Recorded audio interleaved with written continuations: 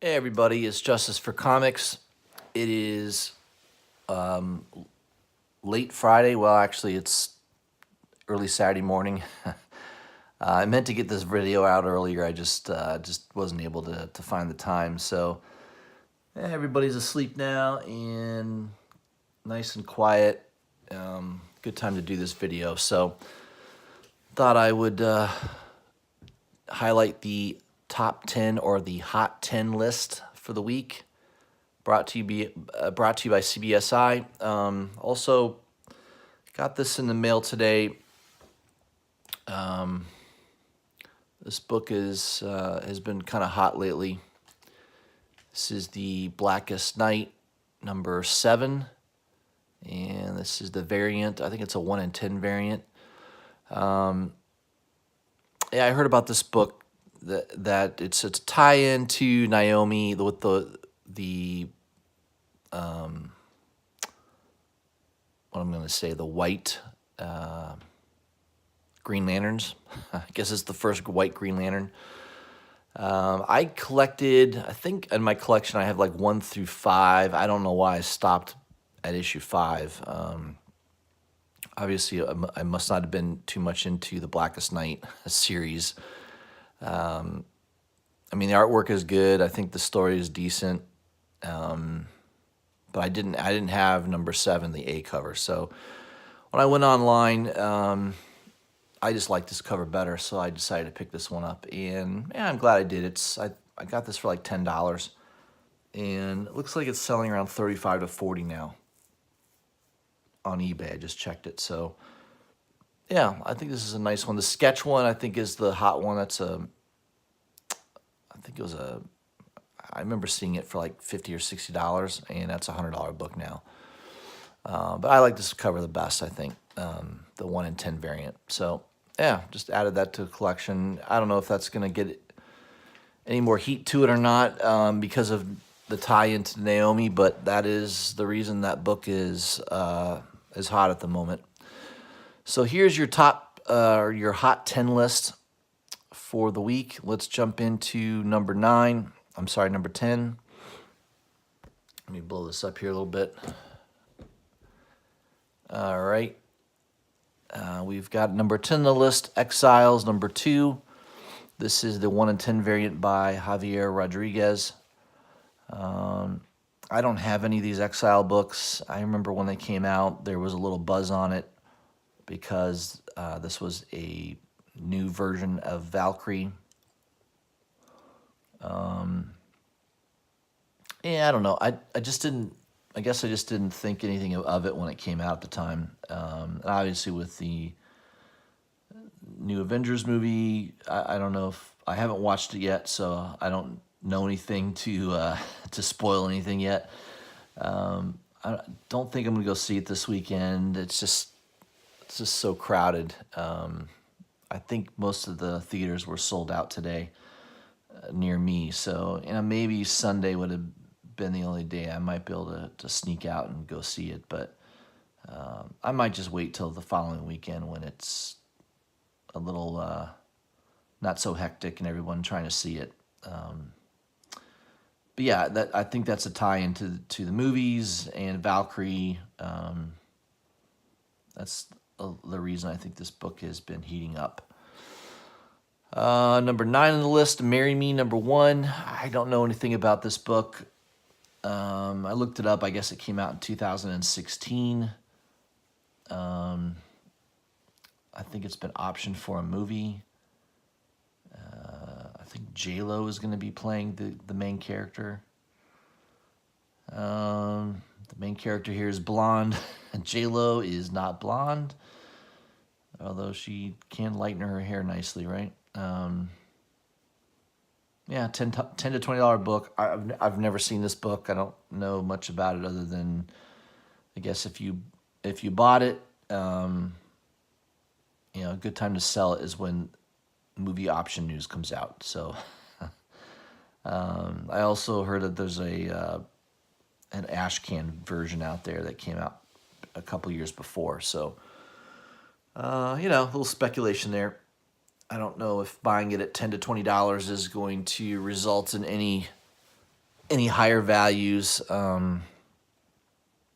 don't know. Seems like a one-off to me. Number 8 in the list, Immortal Hulk number 16, the Joe Bennett 1 in 25 second print variant. So this could be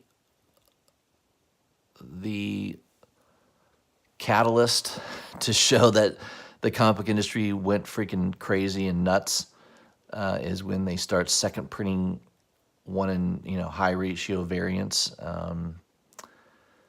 I don't know. This could be the beginning of the end.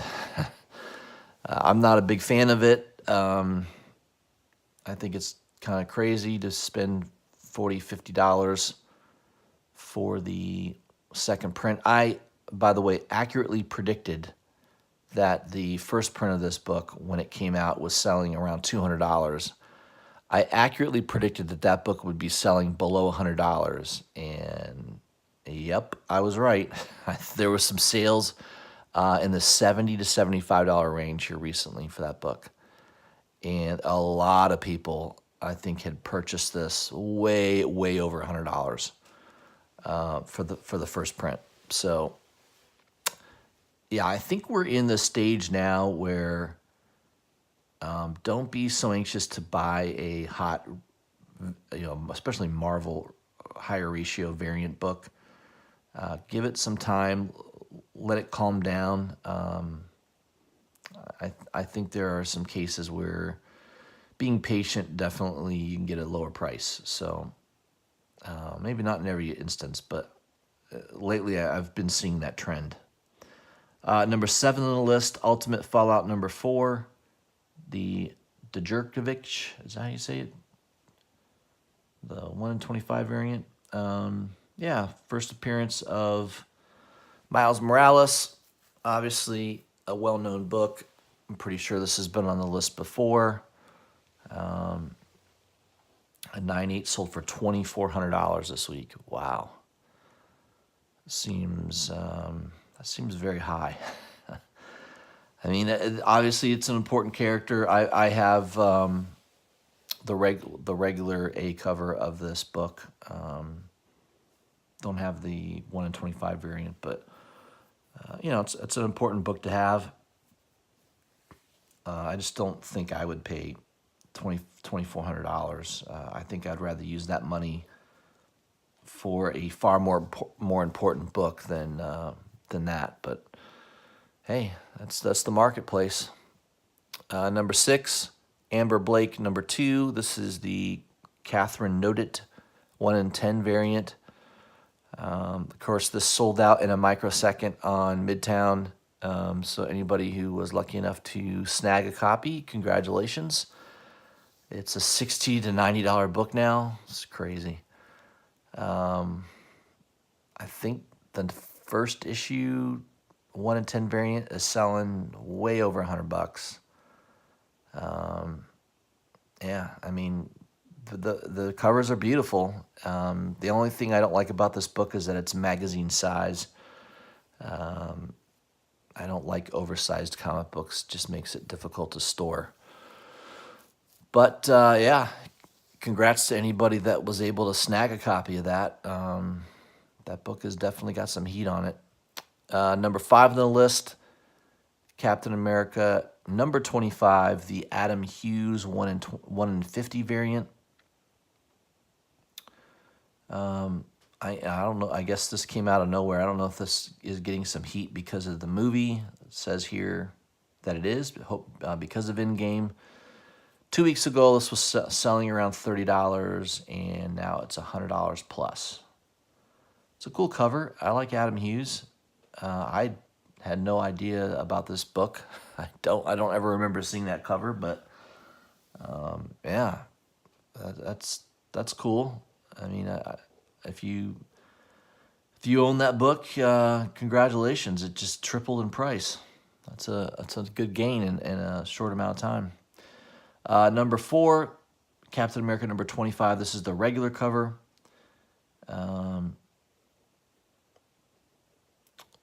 Showing who is the new Captain America. So obviously highlighting whoever this is. I won't give it away because I'm pretty sure that's what's happening in the movie. That's why they're saying no spoilers. But this is selling in the $20 to $25 range. I know I was collecting that run. I just don't remember if I have that book or not. I don't think I collected all the way to the end. Yeah, that Captain America run, if I remember, it had John Romita Jr. as the artist, and I'm not the biggest fan of his artwork. But I think I did collect like the first 20 issues. I don't think I have this issue though. Yeah, it just figures. But that also has some heat on it. Number 3, Thor number 390. Selling in the $50 to $75 range in raw near mint condition. I think this is the first time that Captain America picks up Thor's hammer. So that might be something that happens in the movie. I don't know. Obviously, that must be one of the reasons that it's being speculated on. But it's number 3 on the list. Kind of a cool cover. Not a real old book. So any of you Thor fans that have that in your collection, that might be time to peel that one out and sell it if you want to make a few bucks. Number 2 on the list, Naomi, number 1. Obviously, this book has been super hot. I think this is like the 3rd week in a row it's been mentioned. Yeah, the first prints, it says here, are going from between $100 and $125. Amazing. I have a copy. I picked one up for $15. Week or two that, I think the first or second week that it started getting hot, I picked up a copy real quick. Obviously, I don't think anybody would have known it would be this hot. I mean, that just came out in January. I think, obviously, one of the reasons it's so hot is the print run is low. It's like 25,000. Most of the books that came out in January had very high print runs. January is a month that normally has high print runs anyways. It's the beginning of the year. A lot of comic book companies will come out with big issues. Start of a big mini series typically starts in January. So the Batman Who Laughs, for instance, I think that had over 120,000 printed. So that'll never be worth anything but cover price. And Naomi, obviously, a fraction of that in print run. So yeah, that's a recipe for a $100, $125 book. I can understand it. I mean, if you want to own that book, yeah. I mean, if anybody can pick that up for cheap right now and find it in a comic book shop, man, I mean, that would be a fantastic find. But who knows? I mean, you hear about it all the time. People, oh yeah, I just picked this up, and you're like, what? It's a crazy hot book, and they bought it at one of their local comic book shops for cover price. It's crazy. Number 1 on the list, Marvel Comics presents number 4, the Bill Sienkiewicz 1 in 50 variant. This is one of those books that sold out on Midtown in about 3 seconds. It's a cool cover, no doubt about it. What else to say about it? This series is not selling very well. Most comic book shops are definitely not ordering 50 copies of this title to get one of these. So pretty hard book to find. Like I said, Midtown had it for a microsecond. So that Midtown maybe would have had 2 or 3 copies available, even with the large amount of comic books that they tend to carry. So yeah, $300, crazy. People are saying this is going to be a $500-$600 book. It's nuts. I have issue number 2, the 1 in 50, the Gerald Perel cover, which I like. I think it's obviously the same ratio, but yeah, it's like an $80 book, $75-$80 book. Yeah, obviously I picked the wrong one. I bought that one, but didn't buy this one. It just figures.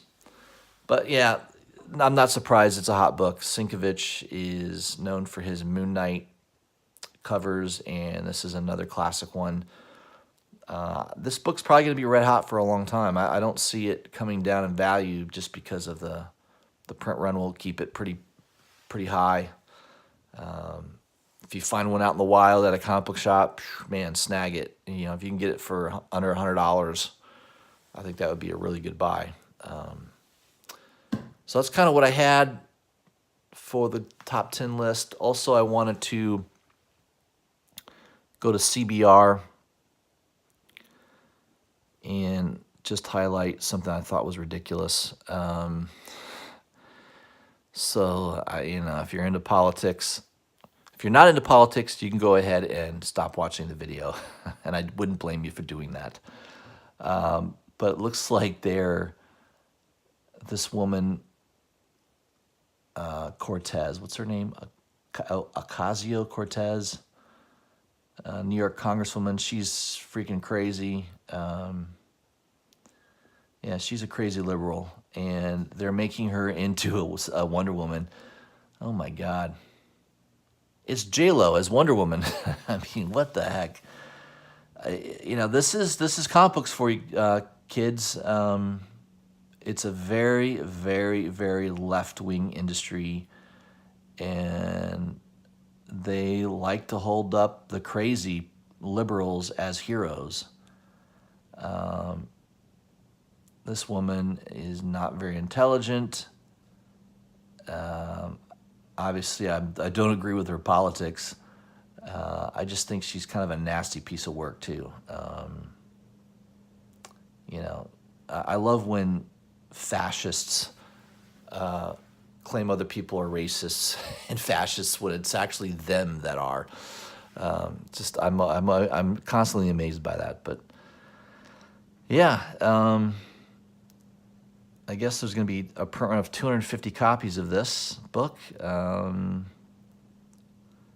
somebody's going to buy it. I thought that was pretty funny. Oh yeah, she's got the American flag. What an American. So yeah, that's my comment, my 2 cents on that. She's ridiculous, and they're making a comic book out of her. Yeah, that's awesome. What else in the news? Image Comics sweeps the Eisner Awards. It's another book I think I passed, Man-Eaters. That was one of the top books for nominations. We also have Bitter Root. I heard good things about that. Crowded, and Gideon Falls. I definitely think Gideon Falls is my favorite Image book in the last year or two, no doubt about it. I think Skyward is on this list as well. Skyward was pretty good. I like Skyward. Man-Eaters, the premise of that did not appeal to me, so I didn't pick any of that up. But I would say I agree with Skyward and Gideon Falls. I think those 2 books are pretty good. I never read Bitter Root or I think I do have Crowded number 1. 1 or 2, but which I thought was okay. I didn't think it was that great.